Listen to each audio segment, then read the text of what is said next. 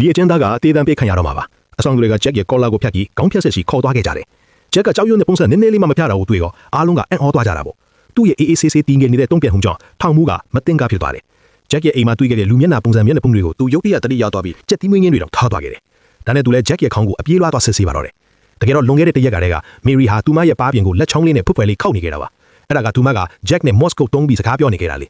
ဘာခံစားချက်မှမရှိသလိုဖြစ်နေတဲ့ဂျက်ကလည်းတကယ်တော့မျက်တောင်တွေခတ်ပြီးပြန်တုံ့ပြန်နေခဲ့တာပေါ့ပြန်ဖြေတဲ့အနေနဲ့မေရီကဘောပြင်တစ်ချောင်းထုတ်ပြီးဂျက်ပို့နေတဲ့ message ကိုရေးချနေခဲ့တယ်သူတို့ရဲ့လှုပ်ဝက်စကားပြောဆိုမှုပြီးသွားတဲ့အချိန်မှာတော့ တရားသူကြီးကဂျက်ကိုတေးတန်းချမှတ်ကြောင်းကြီးညာလိုက်ပါတယ်ဘရိတ်ကြီးကစိတ်လှုပ်ရှားစွာနဲ့အော်ဟစ်အောင်ပွဲခံခဲ့ကြပြီမဲ့အဲ့ဒီအချိန်မှာပဲမေရီမျက်နှာပေါ်မှာကြေနပ်သွားတဲ့အပြုံးတစ်ခုပေါ်လာခဲ့တယ်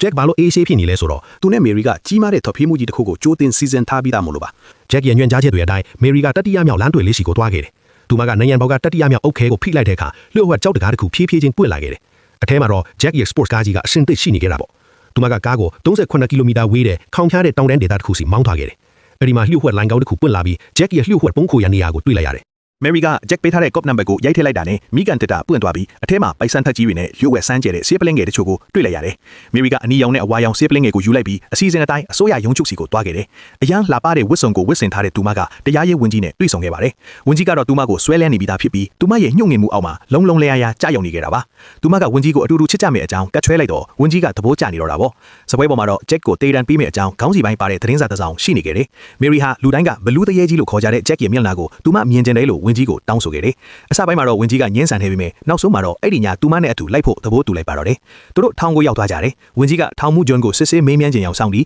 ဂျက်နဲ့တွေ့ခွင့်ပေးဖို့ဖြောင်းပြခဲ့တယ်။သူတို့၃ယောက်စလုံးစစ်ကြောရေးအခန်းထဲကိုဝင်သွားခဲ့ကြတယ်။တကားလဲပိတ်သွားရောမေရီကဝန်ကြီးကိုမေ့လဲသွားစေမဲ့ဆေးတစ်မျိုးထိုးထည့်လိုက်ပါတယ်။အဲ့ဒီနောက်မှာတော့သူမကဂျက်ရဲ့လက်ထိတ်တွေကိုဖွင့်ပေးလိုက်တယ်။ဝန်ကြီးတတိလစ်နေတော့မှပဲမေရီကဝန်ကြီးရဲ့မျက်နှာပေါ်ကိုမျက်နှာပုံးတစ်ခုဆွတ်ပိတ်လိုက်ပြီးဂျက်နဲ့သူ့ရဲ့ကိုယ်ပွားရုပ်သွင်းကိုလဲလဲပြလိုက်တယ်။ပြီးတော့သူမကဂျက်ကိုအခန်းထဲကနေခေါ်ထုတ်လာခဲ့တယ်။ဂျက်ဟာရဲတွေအရှိမတောင်အေးအေးဆေးဆေးဖြတ်ဆောင်သွားခဲ့ပြီးမေရီကားပေါ်တက်ကသူတို့နှစ်ယောက်သားညအမောင်ထဲမှာပျောက်ကွယ်သွားခဲ့ပါတော့တယ်